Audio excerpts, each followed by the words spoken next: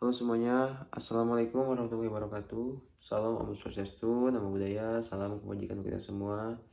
Perkenalkan, nama saya Aldi. Di sini saya akan memperlihatkan atau mempresentasikan hasil dari rangkuman saya sedikit tentang pengantar akuntansi yang dimulai dari konsep dasar akuntansi. Kalian boleh mencatat hasil dari rangkuman saya.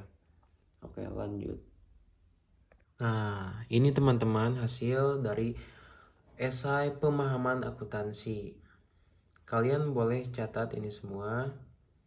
Di sini saya akan membacakan atau mempresentasikan sedikit tentang rangkuman pemahaman akuntansi. Di sini ada konsep dasar akuntansi. Konsep dasar akuntansi yaitu hal-hal dasar yang membangun informasi akuntansi itu sendiri. Konsep dasar akuntansi sangat dibutuhkan untuk mempelajari bagaimana pengolahan data keuangan dalam organisasi ataupun perusahaan.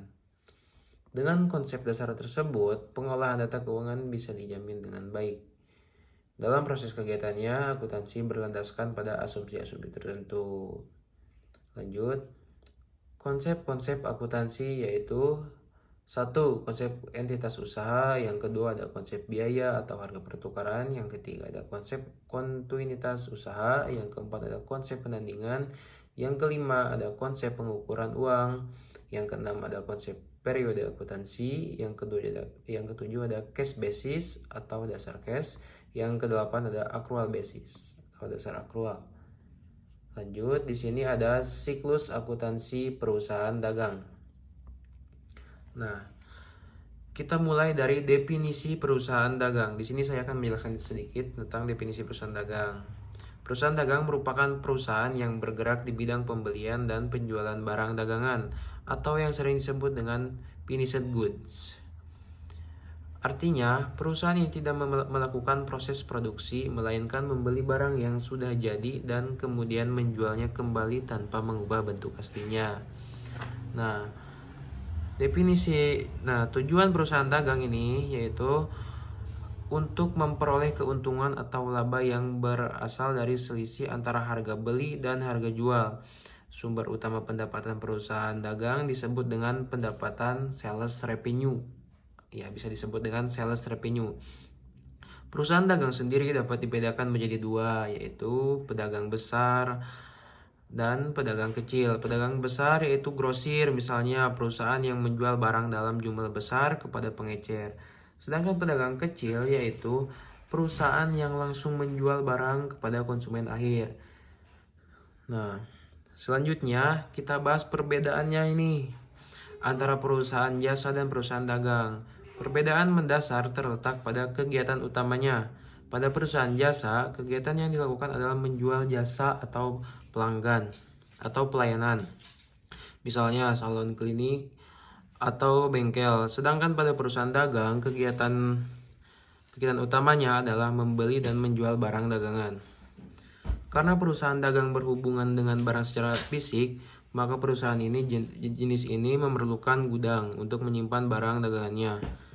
Barang yang disimpan tersebut disebut sebagai persediaan barang dagangan. Jadi alur kegiatannya dapat dijelaskan seperti ini. Perusahaan membeli barang dari pemasok, kemudian menyimpan di gudang, dan akhirnya menjual kembali kepada pelanggan. Dari aktivitas inilah perusahaan memperoleh laba. Lanjut, di sini ada siklus dan persamaan akuntansi. Nah, persamaan dasarnya yaitu aktiva sama dengan kewajiban plus modal. Aktiva itu harta keseluruhan. Nah, terus aktiva yaitu untuk mencatat kekayaan perusahaan. Kewajiban yaitu untuk mencatat utang-utang perusahaan. Sedangkan modal mencatat setoran pemilik baik berupa tunai maupun bentuk kekayaan lain yang telah dinilai dengan uang. Siklus akuntansi adalah tahapan dimulai dari mengumpulkan dokumen dasar, menganalisis, hingga melaporkannya dalam bentuk laporan keuangan. Urutannya adalah yaitu mulai dari transaksi, dokumen dasar, jurnal umum, buku besar, neraca saldo, kertas kerja, dan menjadi laporan keuangan. Laporan keuangan perusahaan di sini ada hasil akhir pencatatan yang meringkas transaksi keuangan selama tahun buku yang bersangkutan. Nah, komponennya meliputi laporan laba rugi, laporan perubahan ekuitas, neraca, laporan arus kas, catatan atas laporan keuangan. Nah, laporan laba rugi yaitu untuk menginformasikan hasil usaha dalam periode tertentu. Laporan perubahan ekuitas yaitu untuk menunjukkan perubahan modal ekuitas perusahaan. Neraca yaitu untuk menginformasikan posisi harta, utang, dan modal pada saat tertentu. Laporan arus kas di sini untuk menginformasikan perubahan posisi keuangan akibat kegiatan usaha, investasi, dan pendanaan. Catatan atas laporan keuangan yaitu untuk menginformasikan kebijakan akuntansi yang memengaruhi posisi keuangan perusahaan. Lanjut, di sini ada cara menentukan debit dan kredit. Oke, di sini ada akun harta, utang, modal, pendapatan, beban. Saya akan memindahkannya ke buku. Baik teman-teman, di sini saya akan menjelaskan cara menentukan debit dan kredit. Akun-akunnya itu yaitu ada harta, utang, modal, pendapatan, dan beban. Nah, ketika harta atau kas bertambah, yaitu posisinya di debit. Ketika harta berkurang, posisinya di kredit. Ketika utang bertambah, posisinya di kredit. Ketika utang berkurang, maka posisinya di debit. Di sini ada modal. Ketika modal bertambah, maka posisinya di kredit. Ketika modal berkurang, posisinya di debit. Ketika pendapatan bertambah, maka posisinya di kredit. Ketika pendapatan berkurang, maka posisinya di debit. Ketika beban bertambah, maka posisinya di debit. Ketika beban berkurang, maka posisinya di kredit. Kalian harus ingat dulu ini, baru nanti paham cara menentukan debit dan kredit. Nah, silahkan catat ini yang pentingnya. Lalu di sini ada contoh analisis, yaitu yang ke-1, dibeli perlengkapan secara tunai seharga sekian. Nah, gimana cara nulisnya? Yaitu ini contoh ya, contoh sederhananya ya. Ini nomor 1 ya. 1, dibeli perlengkapan. Di sini ada kata perlengkapan nih. Tulis perlengkapan. Perlengkapan ya, teman-teman. Secara tunai seharga sekian. Maka di sini bertambah. Nah, secara tunai otomatis di sini tunai itu kan uang gitu. Ya, ditulisnya di sini kas. Sini berkurang. Kan kenapa di sini bertambah? Kenapa di sini berkurang? Karena ini membeli perlengkapan yang asalnya tidak ada menjadi ada, sehingga mengakibatkan kas itu berkurang. Karena dibelilah perlengkapan, jadi kasnya berkurang. Ini perlengkapan sama kas adalah sama-sama harta. Nah, posisinya di mana ini perlengkapan sama kas? Nah, perlengkapan bertambah di debit. Kas berkurang di kredit. Jelas teman-teman? Lanjut ke kasus analisis, contoh analisis yang kedua. Dibeli peralatan kantor secara kredit dengan harga sekian. Dibeli peralatan kantor. Nah, kita tulis di sini nama akunnya peralatan kantor.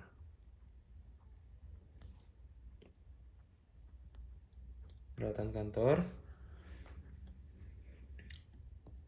Secara kredit dengan harga sekian. Di sini ada kata kredit, yaitu kredit itu Kayak utang, kita tulis utang di sini. Di bawahnya tulis utang. Peralatan kantor di sini kan dibeli ya, otomatis peralatan kantornya bertambah. Tulis bertambah. Utang secara kredit, nah otomatis utangnya juga bertambah. Nah gitu ya teman-teman. Peralatan kantor sama utang itu sama-sama harta ya. Nah, peralatan kantor bertambahnya di mana nih posisinya? Posisinya pasti di debit. Debit ya. Utang nih. Kalau utang tuh posisinya di mana? Ingat tadi, ketika utang bertambah, maka posisinya harus di kredit. Ini rumusnya ya teman-teman. Ini yang harus diingat. Maka posisinya di kredit ya. Lanjut. Nomor 3.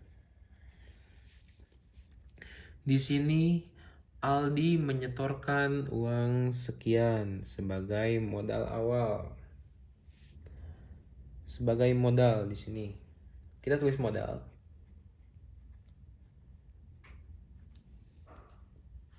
Kita tulis di sini kas, karena di sini kenapa ditulis kas? Karena ada menyetorkan uang. Otomatis kita tulis di sini kas.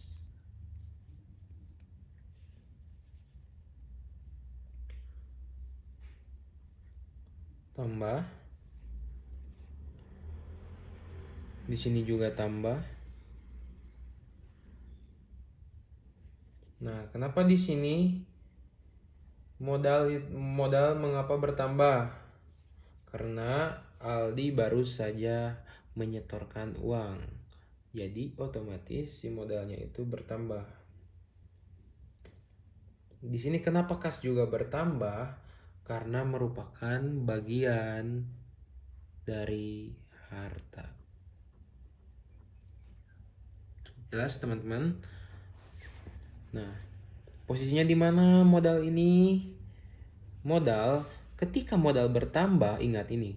Ketika modal bertambah, maka posisinya harus di kredit. Lalu kas, ketika harta atau kas ini bertambah, maka posisinya di debit. Cukup jelas ya teman-teman. Nah, gitu. Lanjut ke analisis yang keempat. Diterima pendapatan sebesar Rp sekian dari pelanggan. Diterima pendapatan nih. Nah, pendapatan itu apa sih? Nah, pendapatan itu berupa uang tadi atau kas. Kita tulisnya di sini kas. Sebesar Rp sekian. Oh, jadi kita tulisnya di bawah itu pendapatan ya, teman-teman. Pendapatan. Tulis di sini bertambah. Di sini juga bertambah.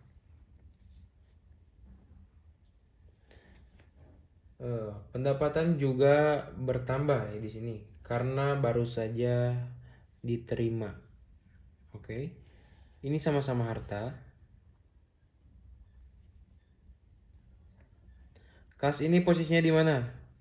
Kas ketika bertambah posisinya, ingat tadi, kas atau harta ketika bertambah maka posisinya di debit.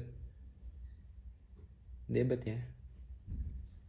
Nah, pendapatan ketika pendapatan bertambah maka posisinya harus di kredit. Next, yang terakhir di sini ada dibayar beban listrik dan air sebesar Rp sekian. Oke, kita tulis. Di sini ada beban listrik. Nah, dan air. Kita tulis beban listrik dan air.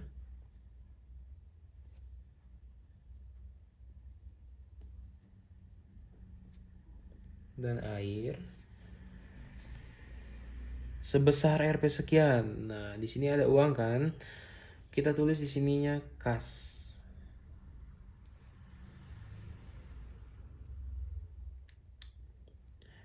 Kas. Posisinya beban listrik bertambah karena perusahaan harus membayar beban listrik. Otomatis kasnya berkurang. Otomatis kasnya berkurang.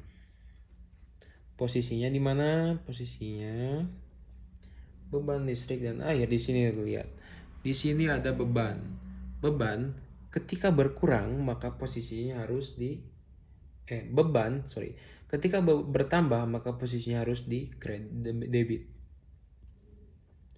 Ketika kas berkurang maka posisinya harus di kredit.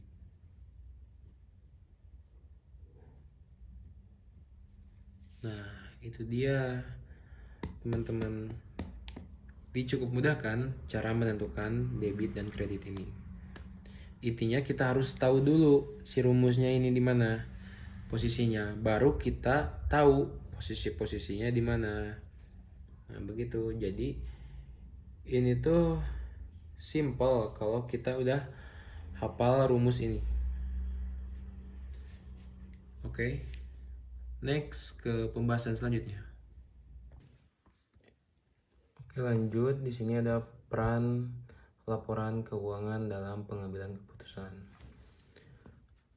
yaitu memiliki peran strategis dalam pengambilan keputusan organisasi, baik pada tingkat manajerial maupun strategis.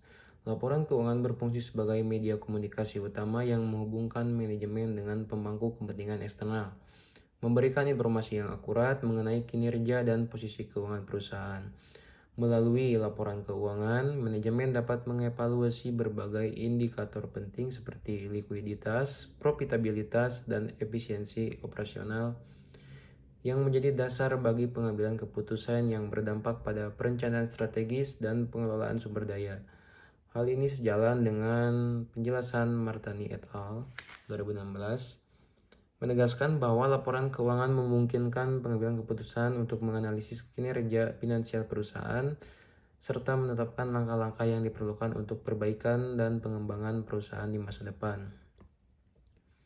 Di sini saya contohkan usaha jasa sederhana. Di sini saya mengambil perusahaan laundry Bersih Jaya. Adalah usaha jasa yang melayani cuci dan setrika pakaian. Laundry ini yaitu memakai konsep dasar akuntansi pada usaha laundry ini, yaitu aset, kewajiban, modal, pendapatan, beban. Aset yaitu seperti mesin cuci, setrika, timbangan, dan kas. Sedangkan kewajiban, utang listrik atau utang pembelian deterjen jika ada ya. Lalu modal, uang pribadi pemilik yang digunakan untuk membuka usaha. Pendapatan adalah uang dari jasa mencuci dan menyetrika pakaian. Sedangkan beban, listrik, air, deterjen, pewangi, dan gaji karyawan jika ada ya karyawan.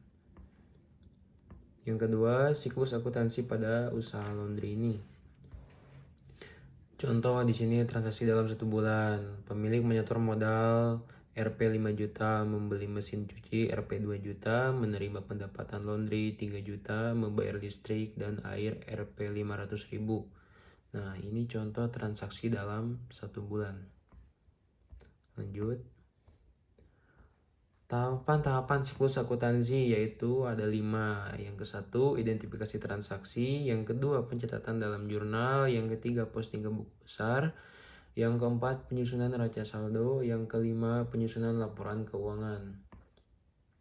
Next, yang ketiga, ada peran laporan keuangan dalam pengambilan keputusan. Dari laporan keuangan, pemilik usaha bisa mengetahui apakah usaha untung atau rugi, menilai apakah pendapatan sudah menutupi biaya operasional, memutuskan menaikkan harga jasa atau menambah mesin cuci, mengatur pengeluaran agar lebih efisien. Nah, begitu teman-teman, kalian boleh catat semuanya. Terus di sini ada contoh transaksi usaha jasa sederhana, usaha laundry Bersih Jaya. Nah, ini contoh transaksinya. Yang ke-1, pemilik menyetor modal awal tunai Rp 5 juta. Yang kedua, membeli mesin cuci tunai Rp 2 juta. Yang ketiga, membeli deterjen dan pewangi Rp 300.000. Menerima pendapatan jasa laundry dari pelanggan Rp 1.500. Membayar listrik dan air Rp 400.000. Membayar gaji karyawan Rp 800.000. Nah, ini rincian dari transaksinya. Kenapa penting pencatatan keuangan? Ini berdasarkan menurut saya, yaitu pencatatan keuangan itu penting karena membantu pemilik usaha mengetahui kondisi keuangan secara jelas, mulai dari pemasukan, pengeluaran, sampai untung atau ruginya. Dengan pencatatan yang rapi, usaha bisa lebih terkontrol dan tidak asal jalan. Selain itu, pencatatan keuangan memudahkan pengambilan keputusan, misalnya menentukan harga, mengatur biaya, mengembangkan usaha. Tanpa pencatatan, usaha berisiko mengalami kerugian tanpa kita sadar. Jadi, pencatatan keuangan merupakan hal dasar yang wajib banget dilakukan agar usaha bisa berjalan dengan baik dan berkelanjutan. Lanjut di sini laporan laba rugi ya atau income statement. Laporan laba rugi menggambarkan sumber-sumber penghasilan yang diperoleh perusahaan dalam menjalankan usahanya. Jenis-jenis beban yang harus ditanggung perusahaan. Jadi laporan laba atau rugi adalah laporan yang menunjukkan pendapatan dan beban pada akhir periode akuntansi. Laporan laba rugi atau perhitungan laba rugi dapat disajikan dalam dua bentuk, yaitu bentuk bertahap dan bentuk langsung. Bentuk bertahap atau multiple step yaitu menyajikan laporan laba atau rugi dengan bentuk multiple step dilakukan dengan memisahkan antara pendapatan usaha dan pendapatan di luar usaha. Ya, lanjut bentuk langsung yaitu dilakukan dengan menjumlahkan semua pendapatan menjadi satu. Demikian pula bebannya. Setelah itu dicari selisihnya untuk mengetahui laba dan rugi. Laporan perubahan berlaku dibuat pada perusahaan perseorangan, persekutuan, atau firma dan CP. Sementara itu perusahaan berbentuk PT, istilah untuk laporan perubahan modal adalah laporan laba ditahan atau retained earnings statement. Di sini ada neraca atau balance sheet. Nah, neraca adalah laporan yang menunjukkan posisi keuangan perusahaan pada akhir periode mengenai besarnya harta, utang, dan modal perusahaan. Data-data dalam menyusun laporan neraca yaitu dari kolom neraca pada kertas kerja dan modal akhir dalam laporan perubahan modal. Nah, di sini ada contoh sederhananya lagi dari Laundry Persijaya. Laporan laba atau rugi periode Januari 2026. Nah, ini contoh sederhananya. Pendapatan jasa laundry yaitu 3.500.000. Nah, beban-bebannya yaitu beban listrik dan air Rp 500.000, beban deterjen dan pewangi Rp 400.000, beban gaji karyawan Rp 600.000. Total beban yaitu 1.500.000. Nah, di sini laba bersihnya 3 juta. Cara menghitung laba bersihnya yaitu 3.500.000 dikurangi beban 3.500.000 dikurangi 1.500.000 sama dengan Rp 2 juta. Nah, ini contoh sederhananya laporan laba rugi. Lanjut. Laundry Bersih Jaya Neraca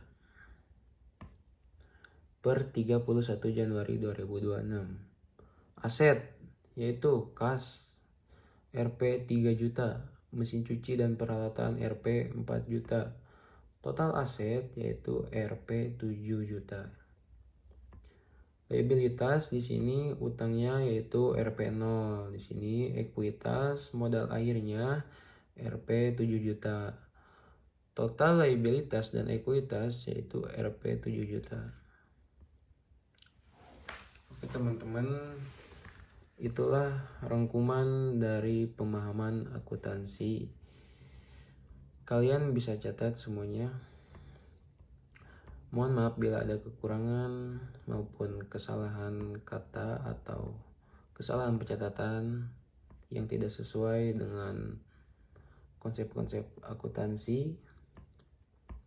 Terima kasih kalian sudah menonton. Nah, itu dia teman-teman hasil dari rangkuman materi esai pemahaman akuntansi yang telah saya jelaskan. Mungkin hanya itu yang bisa saya sampaikan, kurang lebihnya mohon maaf. Saya Aldi, terima kasih. Thank you for watching. Bye-bye.